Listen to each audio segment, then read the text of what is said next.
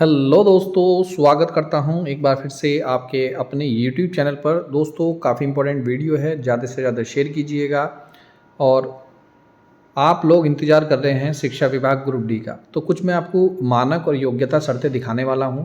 शायद आपको याद हो दोस्तों, जब आपने शिक्षा विभाग ग्रुप डी भर्ती का फॉर्म भरा होगा, तो चाहे आपके पास 10वीं की मार्कशीट क्यों ना रही हो, लेकिन आप फॉर्म नहीं भर सकते थे। जब आपने 8वीं क्लास के मार्कशीट लगाई होंगी, उसमें मार्क्स डाले होंगे, प्रयाग पोर्टल पर आईडी अपडेट की होगी, तब जाकर आपने शिक्षा विभाग ग्रुप डी का फॉर्म दोस्तों भरा होगा।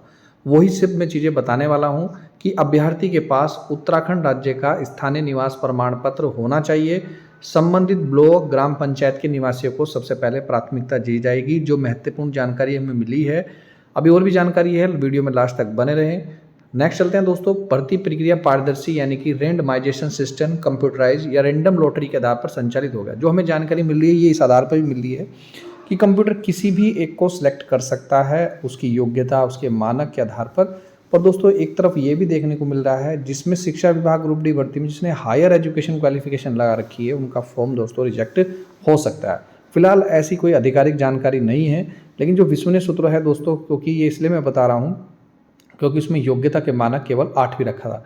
अब कैसे उसमें पोस्ट ग्रेजुएशन वाला या ग्रेजुएशन वाला फॉर्म भर सकता है, सोचने योग्य है। क्योंकि अगर वो यदि नौकरी करेगा भी और उसको मौका मिलेगा भी, तो निश्चित रूप से दोस्तों कुछ समय बाद वो नौकरी छोड़ देगा, क्योंकि वो चतुर्थ श्रेणी की नौकरी नहीं कर पाएगा। क्यों? क्योंकि दोस्तों कहीं ना कहीं उसको लगेगा कि यार मैंने इतनी अच्छी पढ़ाई की है, उसका कहीं ना कहीं स्वाभिमान डगमगाएगा। तो हो सकता है कि वो ये पॉसिबिलिटीज़ है कि वो जॉब नहीं कर पाए। इसमें दोस्तों अलग अलग वैकेंसीज थी, परिचालक की थी, चतुर्थ श्रेणी की थी, और यहाँ पर आपकी सिक्योरिटी गार्ड की थी। तो जो परिचालक के पद थे वो बहुत कम थे, और कोशिश रहेगी लोगों की कि परिचालक पद पर दोस्तों कहीं ना कहीं ज्वाइन किया जाए।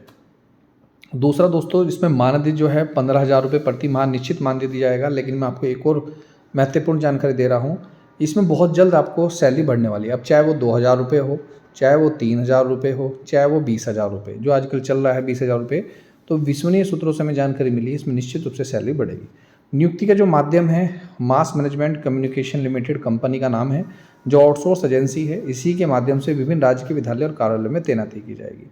ये कंपनी अकेले तैनाती नहीं करेगी, ये दोस्तों जो रोजगार कार्यालय है उस पे ही, उनके आधार पर ही दोस्तों वो क्या करेगी। यहाँ पर एक मैंने लिस्ट बनाई है, जो पौड़ी में जो स्वीकृत पद थे, जो सबसे ज़्यादा थे 340 थी, जहाँ पर आवेदन 4,400 के लगभग आए।